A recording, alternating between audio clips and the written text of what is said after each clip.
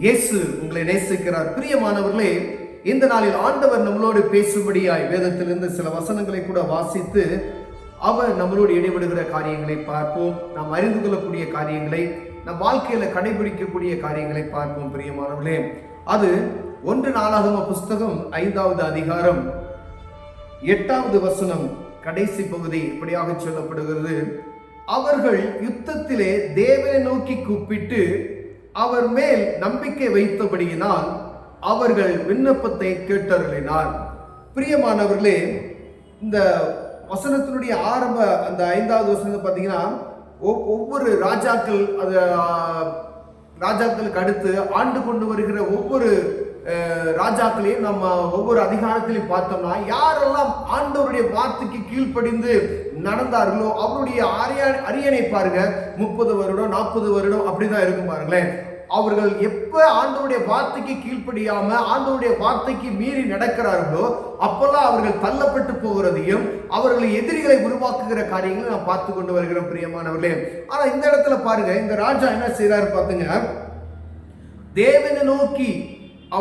தேவனை நோக்கி கூப்பிட்டு அவர் மேல் நம்பிக்கை வைத்தபடினால் அவர்கள் விண்ணப்பத்தை கேட்டறினார் என்றார். பாருங்க, இது நிமித்தமாய் இவர்களுக்கு இருந்த மிருக ஜீவன்களாய் 50,000 ஒட்டகங்களையும் 2,50,000 ஆடுகளையும் 2,000 கழுதைகளையும் மனுஷரில் 1,00,000 பேர்களை பிடித்தார்கள். யுத்தம் தேவனால் நடந்தபடியினாலே அநேகர் வெட்டுண்டு விழுந்தார்கள். தாங்கள் சிறைப்பட்டு போக மட்டும் இவருடைய ஸ்தலத்திலே கூடியிருந்தார்கள். மனாசையின் பாதி கோத்திர புத்திரரும் அந்த தேசத்தில் குடியிருந்து பாசான் தொடங்கி பாகால் எர்மோன் மற்றும் சேனின் மற்றும் எர்மோன் பர்வதம் மட்டும் பெருகியிருந்தார்கள்.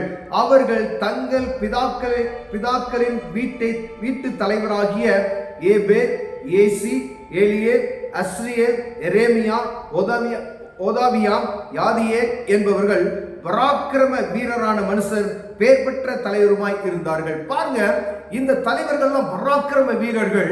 அந்த தேசத்தை சூழ்ந்து கொண்டார்கள், அவர்களை அடிமைப்படுத்தி கொண்டார்கள். லட்சமாய் ஆடுகளையும் மாடுகளையும் 1,00,000 ஜனங்களையும் அவர்கள் சிறைப்பிடித்து விட்டார்கள்.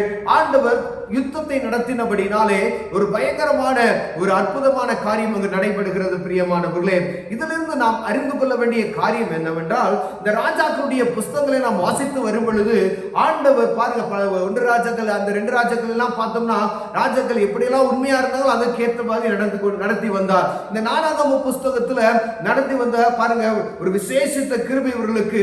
தேவ சமூகத்துல போய் இவங்க ஜெபிக்கிறாங்க, தேவனை நோக்கி முறையிடுறாங்க.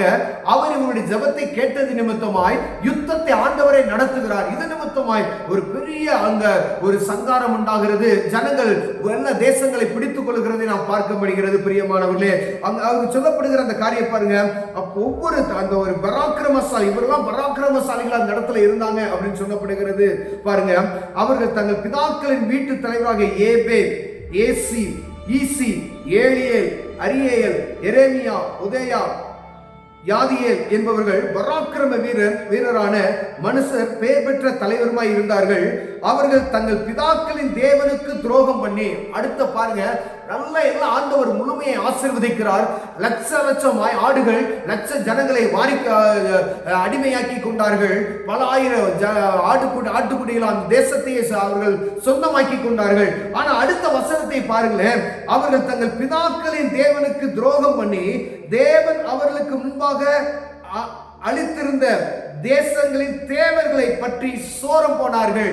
பாருங்க, ஆண்டவர் ஏன் ஒரு தேசத்தை அவர் ஆண்டவருடைய பிள்ளைய கையில ஒப்பு கொடுக்கிறாங்க அப்படின்னு சொன்னா, அந்த தேசத்து மக்கள் ஆண்டவரை விட்டு, வானத்தையும் பூமியை படைத்த சர்வ வல்லமையில தெய்வத்தை விட்டு அவரை பின்பற்றாதபடிக்கு, அவர்களாய் ஆண்டவரை பின்பற்றாதபடிக்கு அவர்களுக்கு இந்த தெய்வங்களை உருவாக்கி கொண்டார்கள். பிரியமானவர்களே, இந்த இடத்துல சொல்லி பாருங்க, தேச ஜனங்கள் தேவர்களை பின்பற்றி முன்பாக அழித்திருந்த அந்த தேசத்துல முன்னாடி இருந்தாங்க பாத்தீங்களா, அவங்க வழிபட்டு அவங்க சோரம் போன அந்த தேசத்தை தான் ஆண்டவர் தராரு.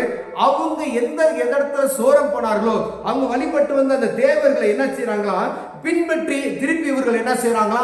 சோரம் போறார். அந்த தேசத்து குடிகள் வழிநடத்தி வந்த அவர்கள் ஆராதித்து வந்த எல்லா விக்கிரகத்துக்கு இவர்கள் மீண்டும் என்ன செய்யறாங்க பாருங்களேன்.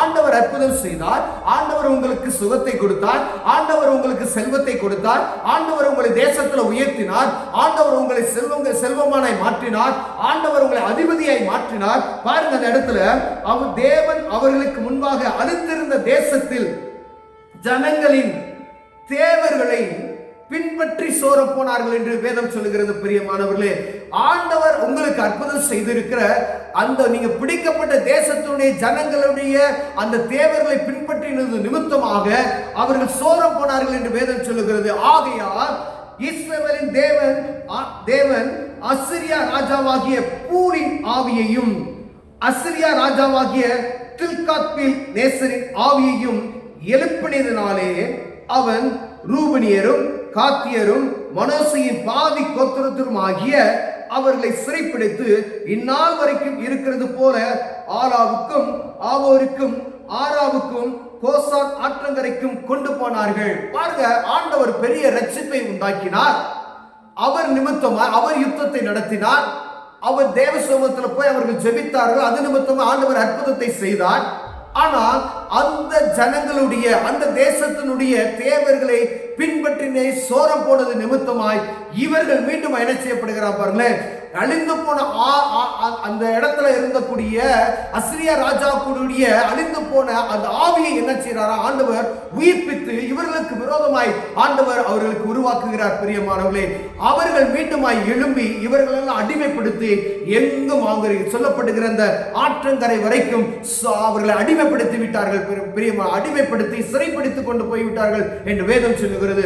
ஒருவேளை ஆண்டவர் கொடுத்த செல்வத்தையோ, ஆண்டவர் கொடுத்த அதிகாரத்தையோ, ஆண்டவர் கொடுத்த மகத்தான காரியங்களையோ, ஆண்டவர் கொடுத்த படிப்பையோ, ஆண்டவர் கொடுத்த உங்களுக்கு மேன்மையான காரியங்களையோ, ஆண்டவர் கொடுத்த அந்த ஞானத்தையோ நீங்கள் அவர் கொடுத்ததை மறந்துவிட்டு நீங்கள் உங்களுக்காய் ஏதோ ஒரு வழியில நீங்க போற இடத்துல, தேசத்துல, பார்க்கிற இடத்துல, ஊர்ல காணப்படுகிற ஆண்டவருக்கு விருப்பமில்லாத ஒரு காரியத்தை நீங்கள் செய்வீர்களானால் அந்த ஆண்டவர் என்ன செய்வார்னா அங்க இருக்கக்கூடிய அந்த ஆவிகளை எழுப்பி உங்களை அழித்து போடும்படி ஆண்டவர் கட்டளையிடுவார். பிரியமானவர்களே, அழைத்தது ஆண்டவர், ஆசீர்வதித்தது ஆண்டவர் என்பதை நாம் மறந்து போகாதபடிக்கு ஒவ்வொரு நாளும் அழைத்தது ஆண்டவர், என்னை வழிநடத்தி வந்தது ஆண்டவர், என்னை காத்தது ஆண்டவர், என்னை உயர்த்தினது ஆண்டவர் என்கிற எப்பொழுதும் இருதயத்தில் அவருடைய நாமத்தை மகிமைப்படுத்தி கொண்டே இருப்போமே. ஆனால் ஆண்டவர் என்னாலும் நம்முடைய ராஜ்யபாரத்தை ஆனாலும் சரி, செல்வத்தை ஆனாலும் சரி, விளைவு சுகத்தை ஆனாலும் சரி, உங்களுக்குள்ள எந்த ஒரு காரியத்தினாலே நிலைநிற்க செய்வார். பிரியமானவர்களே, அந்த வழிபாட்டுகள் அந்த ஜனங்களுடைய தேவர்களை பின்பற்றி சோர போனது போல ஒருவேளை அந்த தேசத்தினுடைய காரியங்கள் நமக்குள் வறுமையானால் ஆண்டவர் நம்மளை அழிக்க ஆண்டவர் வல்லமை உள்ளவராய் இருக்கிறார். பிரியமானவர், ஒருவேளை இதை பார்த்து கொண்டிருக்கிற அன்பு சகோதரனே, சகோதரியே, ஆண்டவருக்கு விருப்பமில்லாத எந்த ஒரு காரியத்தை நாம் செய்ய துணிவோமையானால் அவர் பொல்லாத அந்த அழிந்து போன சோரம் போன அந்த ஆவிகளை மீண்டுமாய் உருவாக்கி நமக்கு எதிரியாய் வைத்து விடுவார். பிரியமானவர்களே, ஆண்டவர் நம்மளை நேசிக்கிறது நிமித்தமாய் மீண்டும் மீண்டுமாய் இந்த காரியங்களை நம்மளோடு பேசிக் கொண்டே இருக்கிறார். அவரே சர்வ வல்லமையுள்ள தேவன், வானத்தையும் பூமியும் உண்டாக்கினவர். அவர் இல்லாதபடி இந்த பூமியில ஒன்றும் செய்ய இயலாது என்பதை நாம் புரிந்து கொள்ள வேண்டும். பிரியமான, அப்படி செய்வதனால் ஒருவரும் நம்மளை அசைக்க முடியாது. கண்களை மூடுவோம், ஜெபம் செய்வோம். அன்பின் தகப்பனே, நோக்கி பார்க்கிறோம், நீங்க எங்களுக்கு அற்புதம் செய்யறீங்க. உண்மை மாத்திரம் நாங்க பின்பற்றி நடக்க எங்களுக்கு உதவி செய்யுங்கய்யா. இடையில காணப்படுகிற ஆண்டவரே பெரிய காரியங்களை எல்லாம் பார்த்து ஏதோ எங்க கண்களுக்கு காணப்படுகிற அதிசயங்களை எல்லாம் பார்த்துட்டு சோரம் போய்விடாதபடி, எங்க இருதயை வழி தப்பி போகாதபடி காத்துக்கொள்வீராக நாங்கள் ஜெபிக்கிறோம். இயேசுவின் நாமத்தில் பிதாவே, ஆமென், ஆமென்.